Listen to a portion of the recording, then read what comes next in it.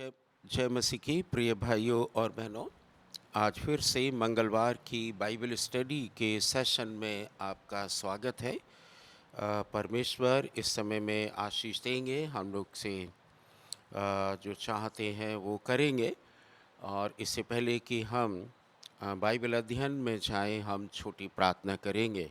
प्रभु, हम आपका धन्यवाद करते हैं, ये समय आपने दिया है ताकि हम अपने प्रिय भाइयों और बहनों के साथ मिलकर बाइबल की रोमियो की पत्री का अध्ययन कर सकें। आपकी बुद्धि, समझ और ज्ञान की आवश्यकता है, आप प्रदान कीजिए प्रभु यीशु के नाम से, आमीन। जैसा कि आपको मालूम है कि हम लोग रोमियो की पत्री का अध्ययन कर रहे हैं और आपको ये भी मालूम है कि हम लोग 5 अध्याय तक पूरा कर चुके हैं। और ये पत्री जो है वो समझना बहुत आवश्यक है। प्रेरित पौलुस इसमें व्यवस्था के विषय में और फिर अनुग्रह के विषय में, एक व्यक्ति के पाप के विषय में, आदम के पाप के विषय में और प्रभु यीशु मसीह की धार्मिकता के विषय में, उद्धार के विषय में और सबसे अधिक पाप के विषय में बात करते हैं। तो आज हम आगे बढ़ेंगे और रोमियो की पत्री 6 अध्याय का पहले से लेकर 14 वचन तक इस सेशन में अध्ययन करेंगे। तो पहले हम इसको पढ़ेंगे। तो यह लिखा है, तो हम क्या कहें? क्या हम पाप करते रहें कि अनुग्रह बहुत हो? कदापि नहीं, बिल्कुल भी नहीं। हम जब पाप के लिए मर गए तो फिर आगे को उसमें कैसे जीवन बिताएं? क्या तुम नहीं जानते कि हम सब जितनों ने मसीह यीशु का बपतिस्मा लिया तो उसकी मृत्यु का बपतिस्मा लिया। इसलिए उस मृत्यु का बपतिस्मा पाने से हम उसके साथ गाढ़े गए, ताकि जैसे मसीह पिता की महिमा के द्वारा मरे हुओं में से जिलाया गया, वैसे ही हम भी नए जीवन के अनुसार चाल चलें। क्योंकि यदि हम उसकी मृत्यु की समानता में उसके साथ जुट गए हैं तो निश्चय उसके जी उठने की समानता में भी जुट जाएंगे। क्योंकि हम जानते हैं कि हमारा पुराना मनुष्यत्व उसके साथ क्रूस पर चढ़ाया गया, ताकि पाप का शरीर नाश हो जाए, ताकि हम आगे को पाप की गुलामी में ना रहें। क्योंकि जो मर गया वो पाप से मुक्त हो गया है।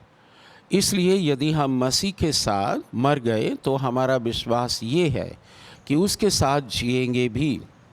क्योंकि हम जानते हैं कि मसीह मरे हुओं में से जी उठा और फिर कभी नहीं मरेगा, मृत्यु उस पर प्रभुता नहीं करेगी। क्योंकि वह जो मर गया तो पाप के लिए एक ही बार मर गया, परंतु जो जीवित है तो परमेश्वर के लिए जीवित है।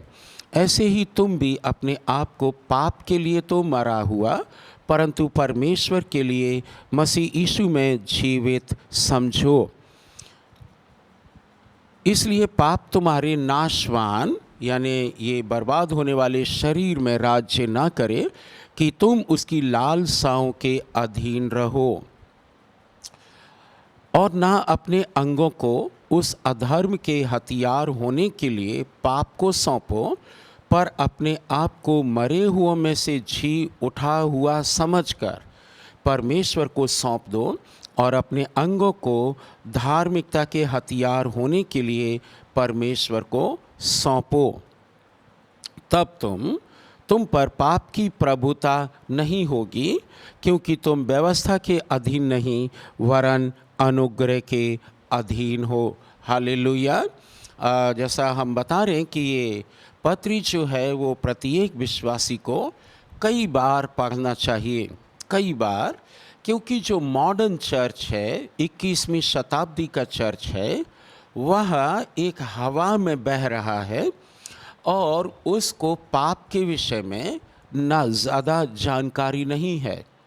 और पाप जो है वह बाइबल के अनुसार भयंकर है।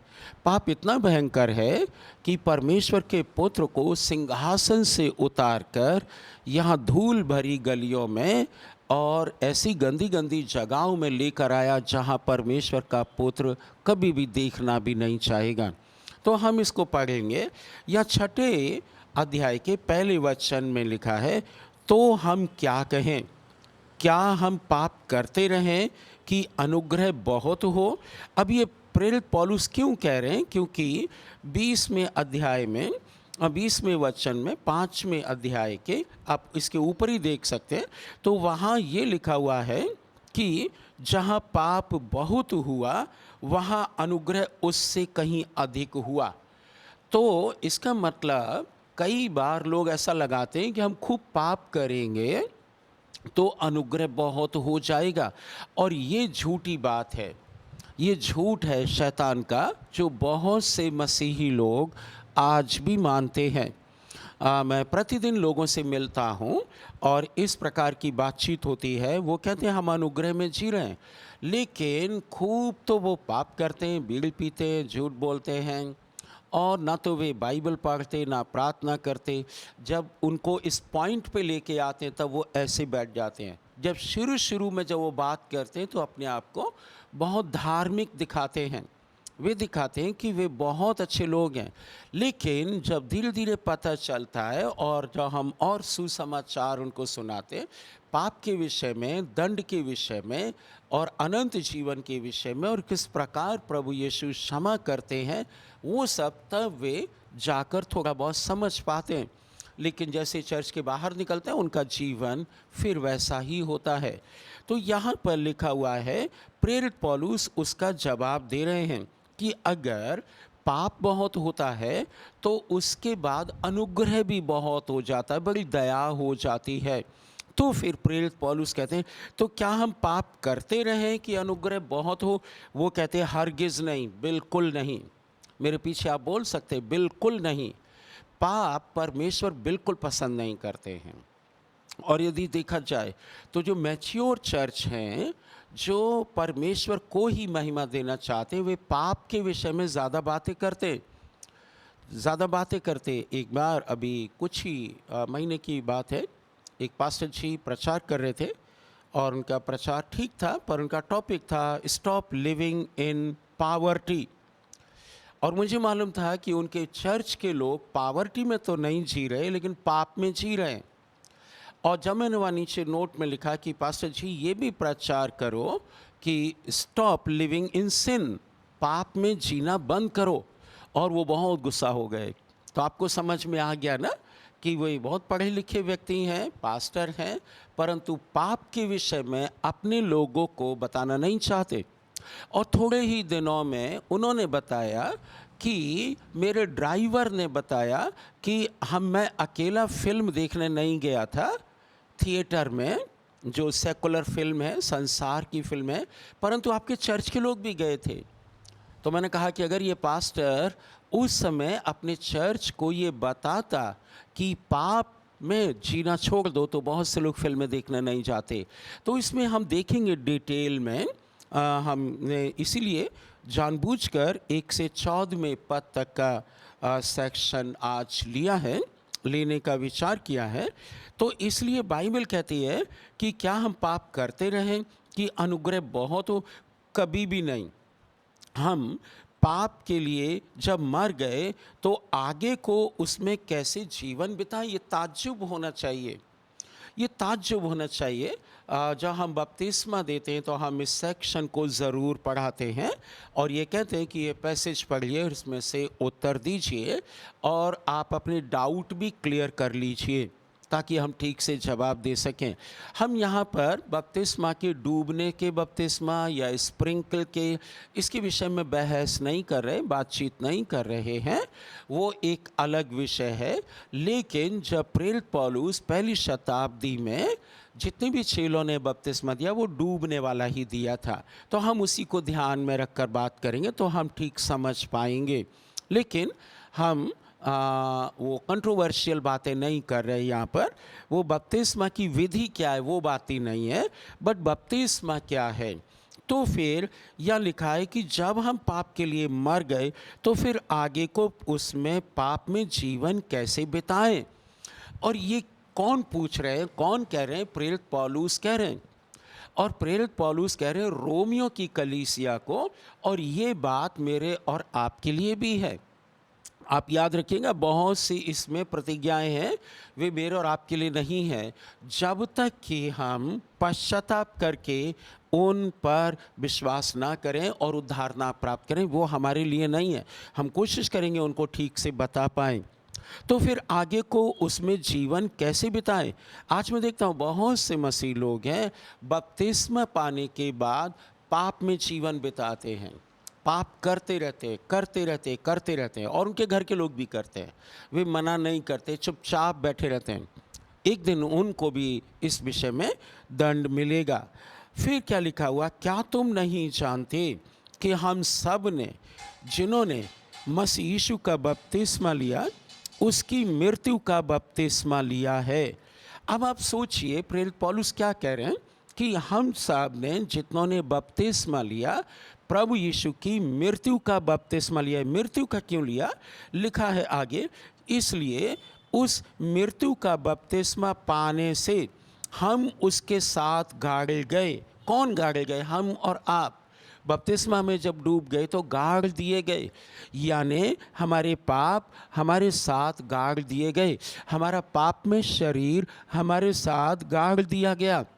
हमारी बुरी आदतें, चोरी, बेईमानी, गुटखा खाना, सिगरेट पीना, फिल्में देखना, गालियां देना, बेईमानी करना, धोखाधड़ी करना, छल कपट करना, ये सब कहाँ चले गए? पानी में चले गए। अब याद रखिएगा कि अगर आपने बपतिस्मा लिया है और आप इन चीज़ों में जो अभी हमने कहे हैं, पाप में जीवन जी रहे हैं, पाप को सपोर्ट कर रहे हैं, तो आपका बपतिस्मा बिल्कुल बेकार है। उससे कुछ नहीं होने वाला, वो स्वर्ग में नहीं पहुंचाएगा।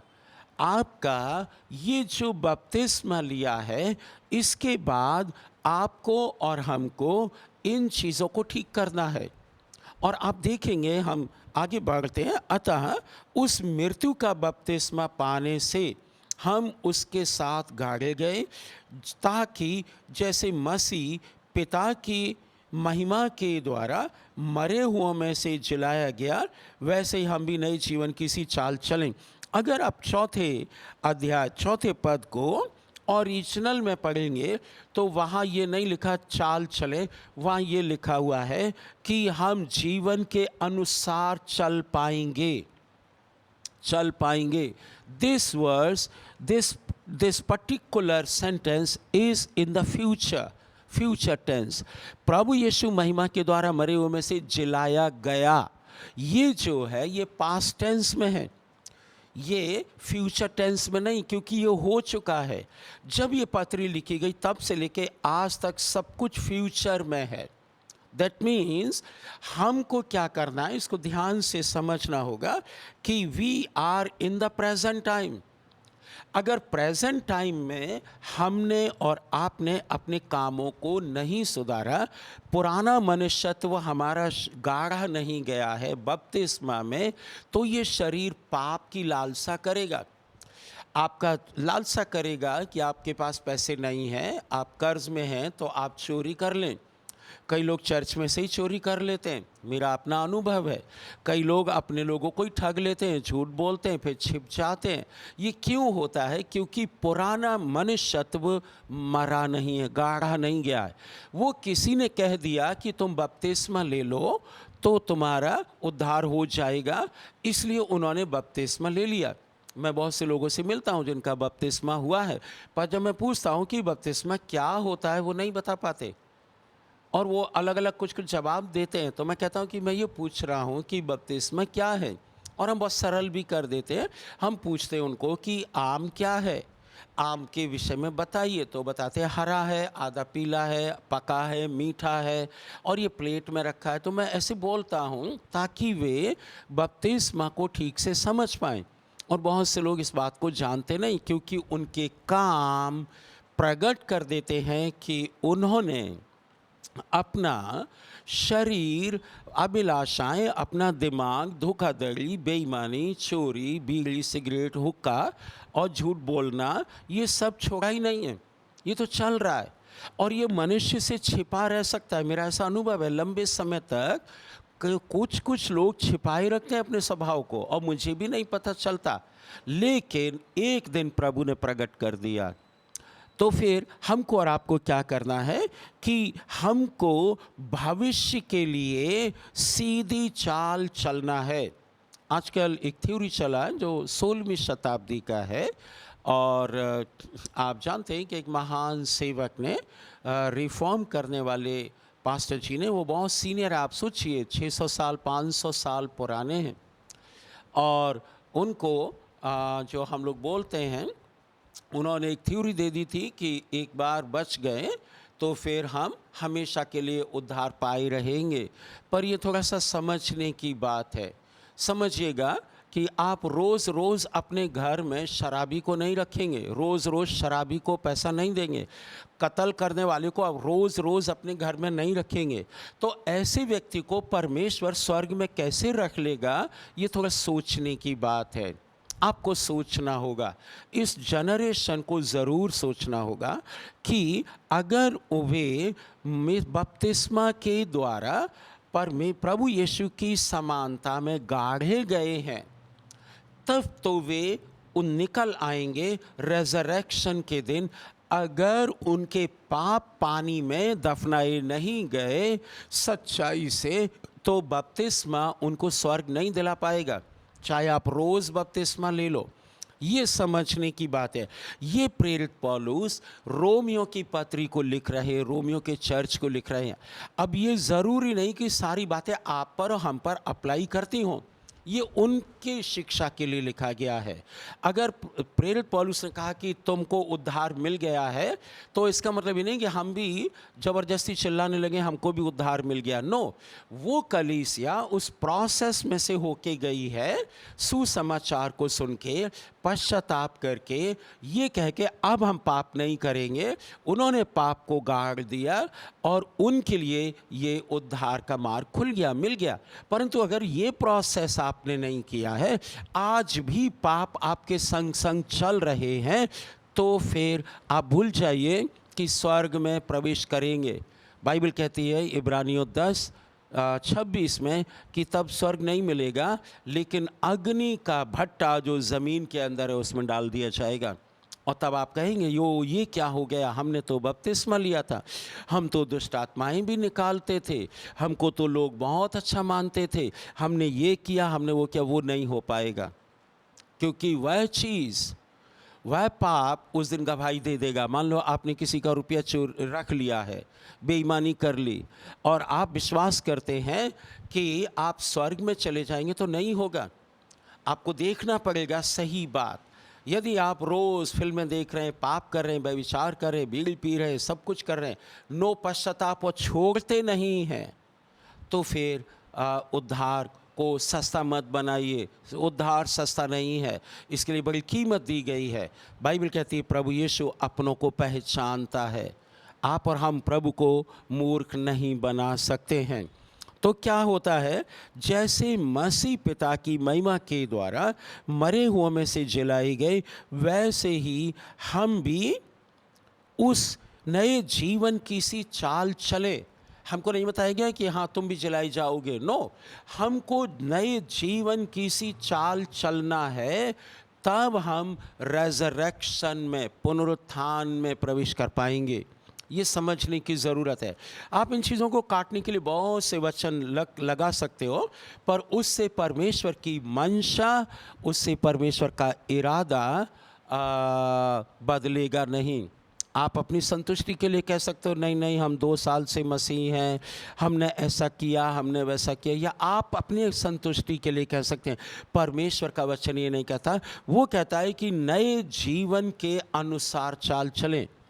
अब नए जीवन के अनुसार अगर आपके पाप दफना दिए गए, तो अब तो पीछा नहीं करना चाहिए, अब तो आपके जीवन में नहीं होना चाहिए, आपके घर में नहीं होना चाहिए, इवन आपके बच्चों में भी नहीं होना चाहिए। आज देखो कितने लोग हैं जो झूठ बोलते हैं। बहुत साल पहले मैंने एक ब्रिटिश व्यक्ति को, इंग्लैंड के व्यक्ति को, एक बिजनेसमैन बाइबल दी थी। वो एक वर्जन था, नाम था बिजनेसमैन बाइबल, व्यापारी की बाइबल। तो वो मैंने उनको दिया। उन्होंने जब लिया तो मुझसे ये कहा सुनील, बात ये है, बहुत सीनियर थे वो, कि ये बिजनेस में तो काम नहीं करेगी क्योंकि हमको झूठ बोलने पड़ते हैं। और मैंने कहा आपको बिजनेस में झूठ बोलने की बिल्कुल ज़रूरत नहीं है, क्योंकि आप कहते हो कि आपको बोलना होगा, इसलिए आप बोलते हो, और उसका फल बुरा होगा, आज नहीं तो कल आपके बच्चों में भी जाएगा। तो उनकी समझ में आया, उन्होंने कहा मैं कोशिश करूँगा इसको पढ़ने की और इस पर चलने की। आज कितने बिजनेसमैन हैं, वो कहते हैं बिना, भाई साहब बिना झूठ के काम नहीं चलता। मैं कहता हूँ चलता है, आपने आदत डाल ली है। आपका जो शरीर का, मसीह लोगों की बात कर रहे हैं, आपने अपने शरीर के वे मरे हुए काम दफनाए नहीं है अभी तक। आपने 2 बार बपतिस्मा लिया, 4 बार लिया, उससे कोई फर्क नहीं पड़ा यदि आपने पाप करना नहीं छोड़ा। हमारी कलीसिया में हम लोग ज़्यादातर, और लीडर्स और जितने भी लोग हैं, मेजॉरिटी में ऐसे हैं जिनका उद्धार हुआ है। तो हमारे चर्च के लोग ज़्यादा चिंता करते हैं और ज़्यादा प्रार्थना करते हैं और बहुत मेहनत करते हैं ताकि जिनका उद्धार नहीं हुआ उनका भी उद्धार हो जाए। वे चंगे हों तो ठीक है, ना हो तो भी ठीक है, कोई बहुत ज़्यादा फ़र्क नहीं पड़ता है। आपको मालूम है, लाजर को परमेश्वर ने चंगा नहीं किया, उनकी गरीबी को दूर नहीं किया, बिल्कुल भी नहीं किया। बाइबल में लिखा है, मेरी बात माने या ना माने, लेकिन बाइबल में ऐसा लिखा है कि प्रभु ने उनको चंगा नहीं किया और वे कंगाली में रहे, लेकिन वो मर गए। तो सबसे दुनिया के अमीर आदमी, जिनको आप और हम इब्राहिम के नाम से जानते, वो मिल गए उनको। लेकिन जो इस दुनिया में धनवान था, जिसने अपने पापों को नाश नहीं किया, वो मस्ती से रहता था, उसने अपना अनंत काल खोकर नरक में चुनाव किया। ये उसके हाथ में था। मेरे प्रिय भाइयों बहनों, ये रोमियो की पत्री मेरी और आपकी आंखों को खोल देना चाहिए।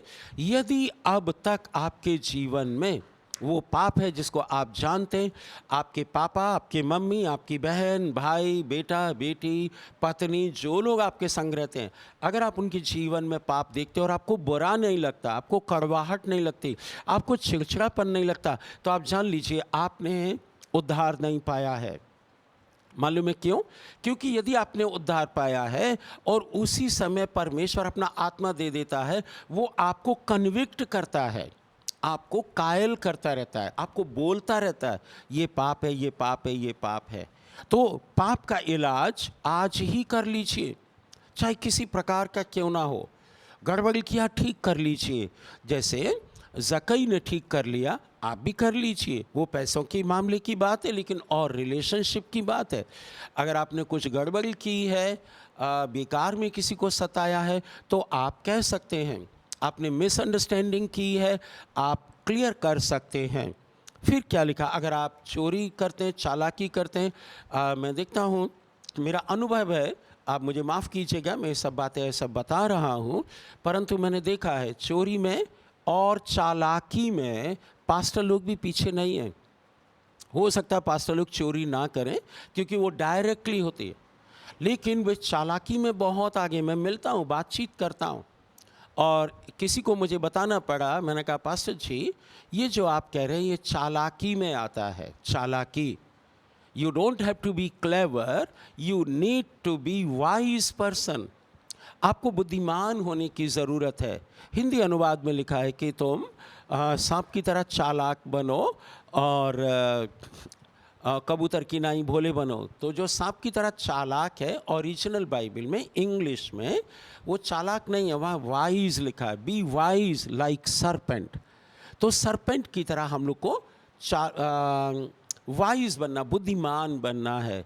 तो ये पाप है छोटे छोटे, इसको, मुझको और आपको अच्छा है जितना जल्दी ठीक कर लें, जितना जल्दी ठीक कर लें। आप सेट कर सकते हैं। इसका एक तरीका ये भी है, क्योंकि प्रेरित पौलुस पाप के ऊपर, अनुग्रह के ऊपर बहुत जोर डाल रहे हैं। पाप के संग अनुग्रह नहीं चलता है। पापी पापी है, उसको अनुग्रह मिल गया, अभी अनुग्रह मिल गया, और यदि अभी अनुग्रह में पश्चाताप नहीं किया तो फिर धोखे में जीवन जीते हैं।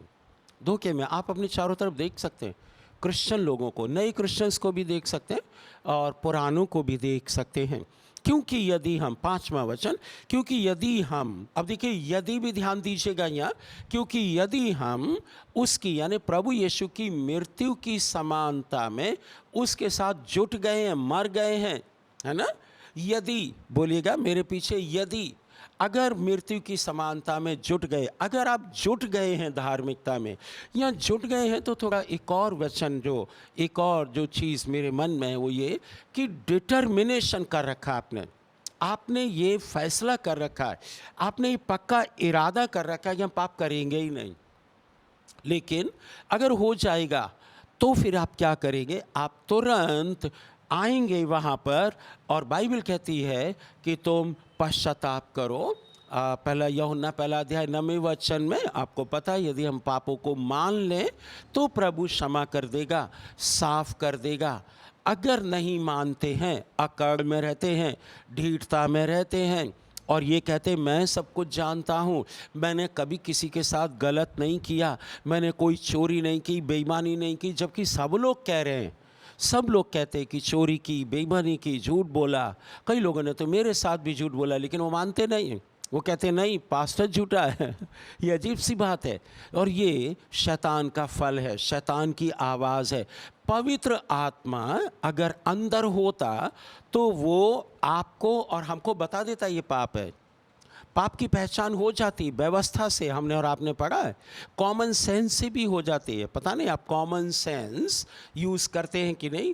जब आप गर्म तवा पर नहीं बैठते तो ये कौन बताता है, ये बाइबल स्कूल में नहीं सिखाया जाता, ये स्कूलों में भी नहीं सिखाया जाता, ये किसी भी पंचायत में भी नहीं सिखाया जाता। तो ये कैसे आ जाता है कॉमन सेंस कि आप गर्म तवा पर नहीं बैठेंगे। ये केवल एक कॉमन सेंस है। Common sense is a gift from God. मेरे प्रिय भाइयों और बहनों, इसको इस्तेमाल करें। कॉमन सेंस है कि गर्म तवा पर नहीं बैठेंगे, तो वो कॉमन सेंस उस समय क्यों यूज़ नहीं करते जब पाप करते।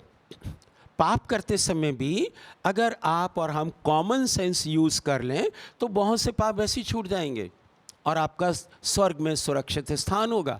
आप देखिए, हर एक चीज़ का, हर एक एक्शन का रिएक्शन होता है। अगर आप एक्शन गलत करेंगे तो उसका रिएक्शन स्वर्ग में होगा। तो ये समझने की बात है, ये समझाना ज़रूरी है। आज के चर्चिस को भी ये समझाना ज़रूरी है, ताकि जो उनके सामने लोग बैठे हैं वे पाप से नफरत करने लगें। पवित्र आत्मा का, एक महान सेवक ने कहा, पवित्र आत्मा का जो पाया हुआ व्यक्ति है वो क्या करेगा, उसकी पहचान क्या होगी, वो ever increasingly he will hate from sin. वो पाप से ज़्यादा नफरत करेगा। जैसे आज हमने 50% पाप से नफरत किया, कल 60% नफरत नफरत नफरत नफरत होती जाएगी पाप से, जिसमें हम आगे पढ़ेंगे तो आप समझ पाएंगे। यदि हम उसकी मृत्यु की समानता में उसके साथ जुट गए तो निश्चय उसके साथ जी उठने की समानता में भी जुट जाएंगे। अभी जुटे नहीं हैं, मतलब जिंदा हो जाएंगे, अभी हुए नहीं हैं। ये प्रेरित पौलुस उनको बता रहे हैं जिनका नया जन्म हो गया है। तो वो कह रहे हैं कि तुम ऐसे ऐसे चलते रहो। यदि आपने पाप को नहीं छोड़ा है, यदि आपने अभी तक बाइबल के वचनों की धज्जियाँ उड़ाई हैं और अपने आप को बहुत ज्ञानवान, बुद्धिमान, पवित्र समझ रहे हैं, तो मेरे प्रिय भाई, मेरी प्रिय बहन, ये समझ जाइए कि अभी आपका पुनरुत्थान नहीं हुआ है। पुनरुत्थान के समय तक आपको इंतज़ार करना पड़ेगा।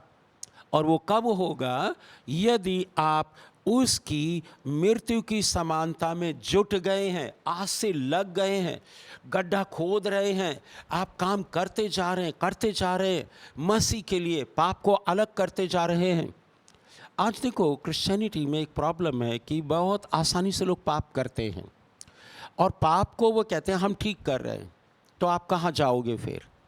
वो कहते रहते हैं हम ठीक कर रहे हैं, हमने कोई गलती नहीं की। तो फिर हम जुटे नहीं हैं उसकी समानता में। हम जानते हैं कि हमारा पुराना मनुष्यत्व उसके साथ क्रूस पर चढ़ा दिया गया ताकि पाप का शरीर व्यर्थ हो जाए। अब आप देखो, जब आप झूठ बोलते हो तो कौन सी ज़ुबान से बोलते हो? वो ज़ुबान जो बपतिस्मा में नीचे गई है, पानी में आपने दफना दिया है। और लिखा हुआ है कि हम जानते हैं उस हमारा पुराना मनुष्य तो कौन सा, झूठ बोलने वाला, धोखाधड़ी करने वाला, छल कपट करने वाला, चोरी करने वाला, चालाकी करने वाला, लूटने वाला, खसोटने वाला, परमेश्वर को प्रसन्न ना करने वाला, ये स्वभाव मर जाना चाहिए। लेकिन अभी तक मैं देखता हूँ लोगों का वो स्वभाव नहीं मरा है। हम प्रतिदिन कोशिश करते हैं, प्रतिदिन कोशिश करते हैं, इसलिए मुझे कोशिश भी करना है, हमें कोशिश करना है, ताकि परमेश्वर जो हमारी कोशिश को देखेगा तब वो हमारी सहायता करने के लिए तैयार होगा। बहुत से लोग हमारे पास प्रार्थना के निवेदन भेजते हैं, ब्रदर प्रार्थना कर दीजिए, हम डिप्रेशन में हैं, हम ठीक हो जाएं और हमारा कोर्ट केस हम जीत जाएं। तो मैं बोलता हूं कि अब तक जो कुछ किया उसका तो फल कुछ भी नहीं आया। आप चर्च में आते नहीं, आप चर्च में जाते भी नहीं, बाइबल पढ़ते नहीं, प्रार्थना करते नहीं, तो अब हम रोज़ आपके लिए प्रार्थना करें तो उससे फ़ायदा क्या होगा? परमेश्वर के राज्य को कोई फ़ायदा नहीं। पहले भी आप पापी थे, थोड़े दिन तक आप किसी को मूर्ख बना के धर्मी बन गए ताकि आपका उल्लू सीधा हो जाए, आपको लोग धर्मी समझने लगे, थोड़े दिनों के लिए पेट का हिसाब हो जाए, लेकिन अंत में आपको और मुझको और आपके और मेरे जनरेशन को बहुत नुकसान हो जाएगा, क्योंकि पाप ट्रैवल करता है। तो क्या लिखा हुआ है? क्रूस पर चढ़ाया गया ताकि पाप का शरीर व्यर्थ हो जाए और हम आगे को पाप के दासत्व में यानी गुलामी में ना रहें, गुलामी में ना रहें। आज देखो कितने लोग हैं जो पाप की गुलामी में हैं। और आगे चल के और पता चलता है वो क्या कहते हैं, क्योंकि जो मर गया वह पाप से छूट कर धर्मी ठहरा। कौन? प्रभु यीशु मसीह। प्रभु यीशु काय के लिए मर गए? वो पाप के लिए मर गए। क्या उन्होंने पाप किया? नो। दुनिया के सारे पाप क्रूस पर उनके ऊपर रख दिए गए और प्रभु को पता चला, प्रभु ने कहा, हे परमेश्वर, तूने मुझे क्यों छोड़ दिया, क्यों छोड़ दिया? और परमेश्वर ने अपना मुंह फेर लिया था। क्यों? क्योंकि प्रभु यीशु मसीह के ऊपर पूरी दुनिया के पाप क्रूस पर रख दिए थे, वो मर गए। अब आगे लिखा हुआ है कि वो पाप से छूटकर धर्मी ठहरा। अब पाप उनके सिर पर कोई नहीं रख सकता। अब वो धर्मी हैं, पहले भी धर्मी थे, लेकिन मेरे और आपके कारण वे पापी बन गए, क्योंकि उनके सिर पर पाप रख दिया गया। तो पापी की उन्होंने डेजिग्नेशन ले ली, वो पापी बन गए और हमको छुटकारा दे दिया है। लेकिन ये किसको छुटकारा दिया है? ये हमेशा याद रखना, उनको जिन्होंने सच्चा पश्चाताप किया है और वे पाप से नफरत करते हैं। रोमियो की पत्री को लिखा गया है। ये जयवंत जीवन चर्च दिल्ली के लिए प्रेरित पौलुस रेकमेंड नहीं कर रहे हैं कि तुम लोग बहुत अच्छे हो और तुम लोग बहुत बढ़िया व्यक्ति हो, तुम्हारे पाप क्षमा हो गए, तुमने पाप को दफना दिया। नो नो नो नो, ये मुझको भी और आपको भी ये सीखने की आवश्यकता है। कौन सा पाप आपको परेशान कर रहा है? अभी दफना सकते हैं, अभी दफना सकते, कह सकते प्रभु मैंने ये किया है, ये गड़बड़ी है। पवित्र आत्मा बताता है, बाइबल बताती है, कॉमन सेंस बताता है, तो उस चीज़ को आप छोड़ दीजिए। आज ही रात में आप रोएं, पश्चाताप करें, कहें प्रभु मेरे पाप को क्षमा करो। मर गया, पाप से छूट गया, प्रभु यीशु मसीह पाप से छूट गए, अब वे हमेशा के लिए धर्मी हैं, पहले भी थे। इसलिए यदि हम मसीह के साथ मर गए तो हमारा ये विश्वास है कि उसके साथ जिएंगे भी। अब फिर देखिएगा, इसलिए यदि हम मसीह के साथ मर गए, यदि ज़रूर देखना, कई बार लोग यदि छोड़ देते हैं। वो क्या कहते हैं? हम मसीह के साथ मर गए, कैसे? बपतिस्मा हो गया भाई साहब, तो हमारा विश्वास ये है कि हम साथ में जिएंगे। नो नो नो, यदि एक्चुअली में मर गए हैं, अगर आप मर गए होते तो गुटखा नहीं खाते, अगर आप मर गए होते तो छठ कपट नहीं करते, ये पहचान है। यदि आप मर गए होते तो व्यभिचार नहीं करते, यदि आप मर गए होते तो आप किसी का रुपया लेकर दवाई नहीं बैठे होते। ये स्वर्ग से परमेश्वर देखता है, पास्टर नहीं देखता, पड़ोसी नहीं देखता, दूसरे चर्च का व्यक्ति नहीं देखता, और आपके अपने चर्च का व्यक्ति नहीं देखता, आपका रिश्तेदार नहीं देखता, स्वर्ग से परमेश्वर देखता है। तो यदि आप मर गए, मेरे साथ बोल सकते हैं, यदि हम मर गए, अब आपको देखना होगा कि आप मर गए हैं या नहीं। अगर मर गए हैं तो ये पाप नहीं होंगे, अगर नहीं मरे हैं तो फिर आप संसारिक व्यक्ति हैं, स्वर्ग के कैंडिडेट नहीं हैं। आप कहते रहिए, वो एक बकवास हो जाएगी। प्रभु उस दिन कह देंगे, मैं तुम्हें नहीं जानता बेटा। आपको और हमको कहना पड़ेगा, हे प्रभु मैंने दुष्ट आत्माएं निकाली, मत्ती 7:21 में ऐसा लिखा है, हमने चंगाई की, भविष्यवाणी की और आप ही के नाम पे की। प्रभु कह देंगे, हाँ हाँ किया होगा, ठीक है, बहुत अच्छा है, पर अभी चले जाओ, नरक में जाओ भी। हम फिर कहेंगे, प्रभु हमने ये किया। वो कह देंगे कि नहीं, मैंने कभी नहीं जाना तुमको। क्यों नहीं जाना? क्योंकि तुमने पाप मेरे साथ क्रूस पर टांगे नहीं, मेरे साथ तुम गाड़े नहीं गए, और तुम्हारे पाप तो अभी भी चल रहे हैं, और तुमने ऐसा ऐसा किया, वहाँ तो पूरा रिकॉर्ड आ जाता है। तब आप क्या करेंगे? वो उस दिन से, उस दिन के क्रोध से बचने के लिए मेरे प्रिय मित्रों आज काम कर सकते हैं। चाहे आप गरीब हैं, छोटे घर में रहते, बीमार हैं, तो भी ये कर सकते हैं। हालेलुया। यदि हम मसीह के साथ मर गए तो विश्वास ये है कि उसके साथ जिएंगे भी, क्योंकि ये जानते हैं कि मसीह मरे हुए में से जी उठकर फिर मरने का नहीं, अब नहीं मरेंगे, वंस एंड फॉर ऑल। प्रभु यीशु एक ही बार मरे हैं, पवित्र आत्मा स्वर्ग से एक ही बार आया, बार बार नहीं आएगा। पेंटेकोस्ट के दिन आया। ये दोनों चीज़ें कभी रिपीट नहीं होंगी। प्रभु यीशु मसीह का रेजरेक्शन रिपीट नहीं होगा, वो हो चुका है। मेरा और आपका पुनरुत्थान होगा अगर हमने ये शर्तें पूरी की हैं। याद रखिएगा, उद्धार सस्ते में नहीं है, किसी ने बड़ी कीमत दी है जो आप और हम नहीं दे पाते, इसलिए उसको हल्के में ना लें, मजाक और हंसी ठट्टा में ज़िंदगी ना जिए। कब प्रभु आ जाए पता नहीं। आपके पास कितने घंटे हैं आप जानते, कितने दिन हैं आप जानते। आज ही निपटारा कर लीजिए उन सब पापों का जिनको आप जानते हो, और नहीं जानते तो आप मुझे कॉल करके पूछ लीजिए, हम बता देंगे क्या क्या पाप है। यहाँ लिस्ट में है, गलातियों 5 के 19वें वचन से आप पढ़ेंगे, वो ढेर सारे पाप हैं। और आपका कॉमन सेंस जानता है कि ये क्या पाप है, क्योंकि ये जानते हैं कि मसीह मरे हुए में से जी उठकर फिर मरने का नहीं, उस पर मृत्यु फिर प्रभुता नहीं करेगी। हालेलुया। मृत्यु उस पर कभी प्रभुता नहीं करेगी। परमेश्वर को मृत्यु मार सकती है? नो। वो तो मृत्यु हमारे और आपके लिए सहूलियत है कि हम बच जाएं। लेकिन यदि फिर भी पाप करते हैं तो फिर हम अभी भी पाप के वश में हैं, क्योंकि जो मर गया तो पाप के लिए एक ही बार मर गया, अब वो जीवित है तो परमेश्वर के लिए जीवित है। वो एक ही बार मरे पाप के लिए, हमारे और आपके पाप के लिए, अब वो सदा के लिए जीवित है। ऐसे ही तुम भी, ये देखिए कितनी अच्छी बात है, ध्यान दीजिएगा, ऐसे ही तुम भी अपने आप को पाप के लिए तो मरा हुआ, परंतु परमेश्वर के लिए मसीह यीशु में जीवित समझो। आज देखो, इसको ध्यान से सुने, क्योंकि वह जो मर गया वो पाप के लिए एक ही बार मर गया, परंतु जो जीवित है वो परमेश्वर के लिए जीवित है। फिर 11वां वचन बहुत इंपॉर्टेंट है, देखिएगा यहाँ क्या लिखा हुआ, ऐसे ही तुम भी। कैसे?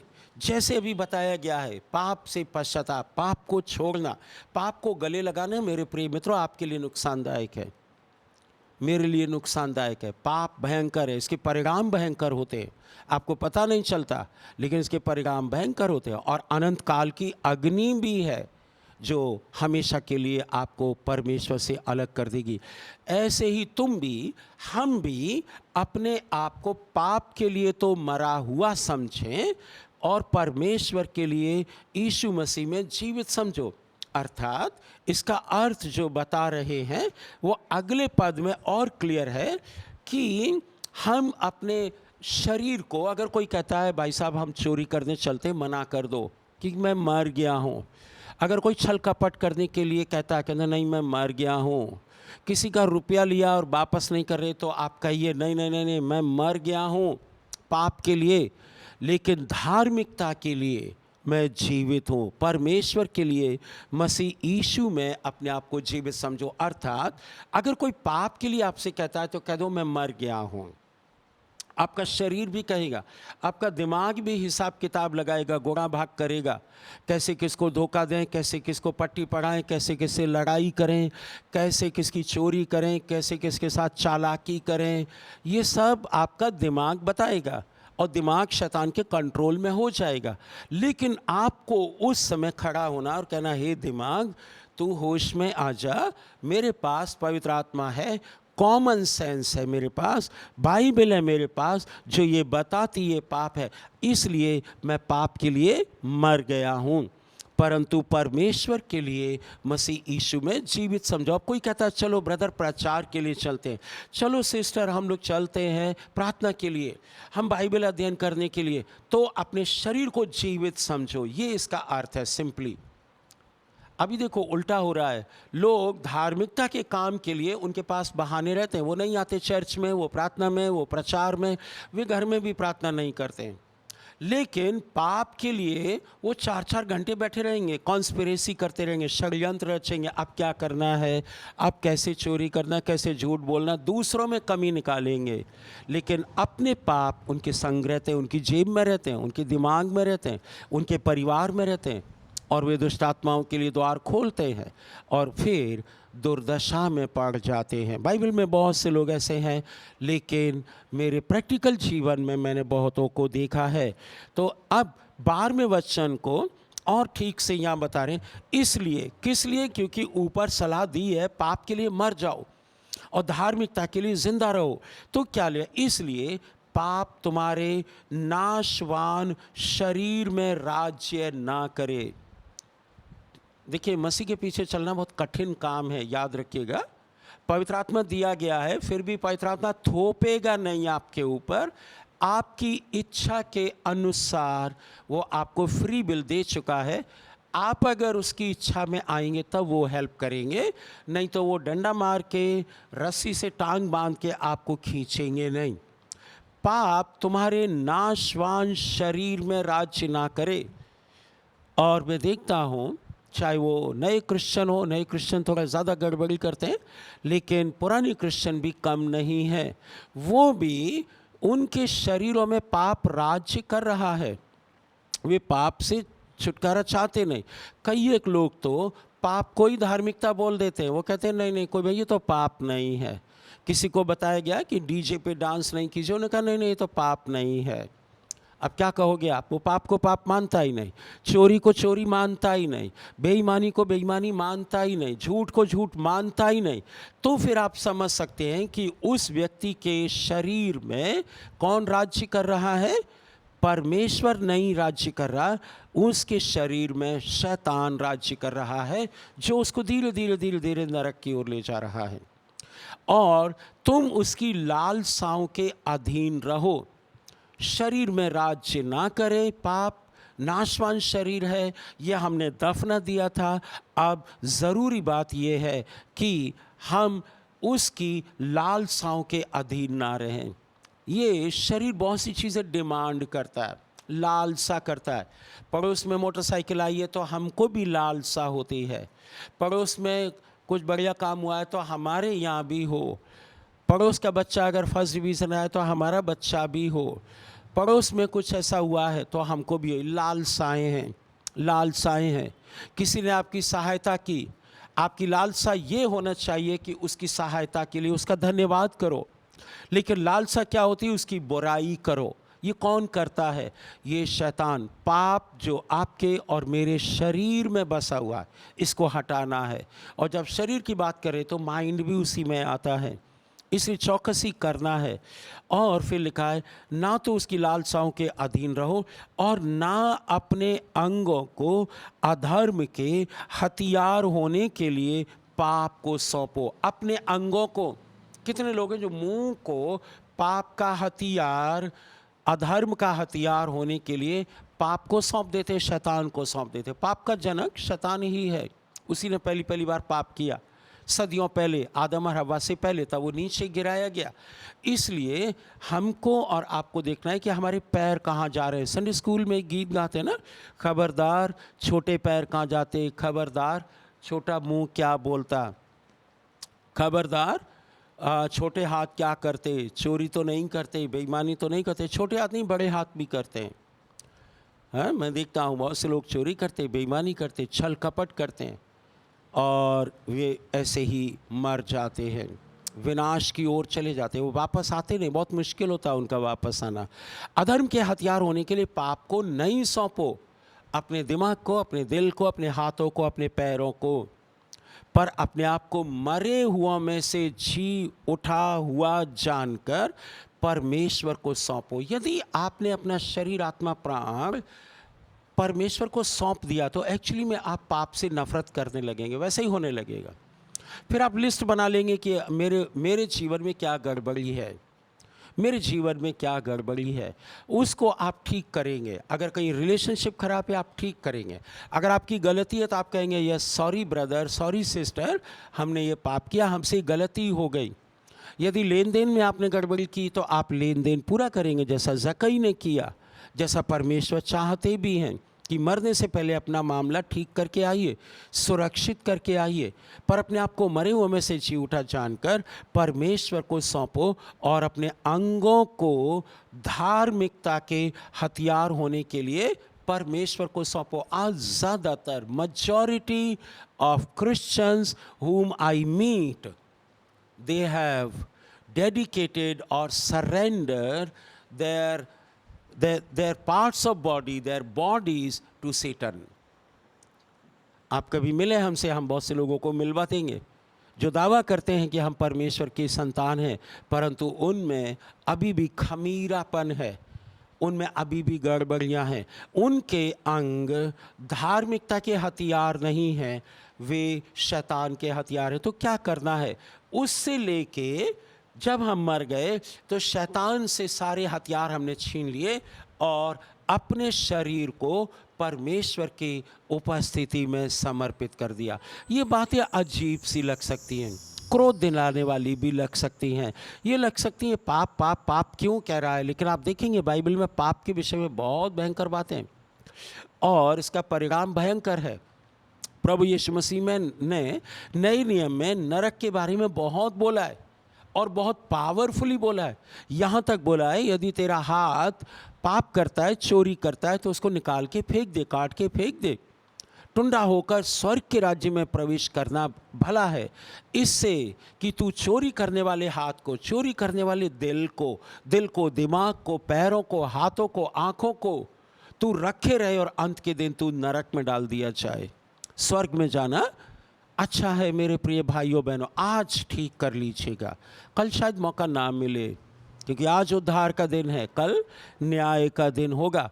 तो अपने शरीर के अंगों को धार्मिकता के हथियार होने के लिए सौंप दीजिए परमेश्वर को, शैतान को नहीं।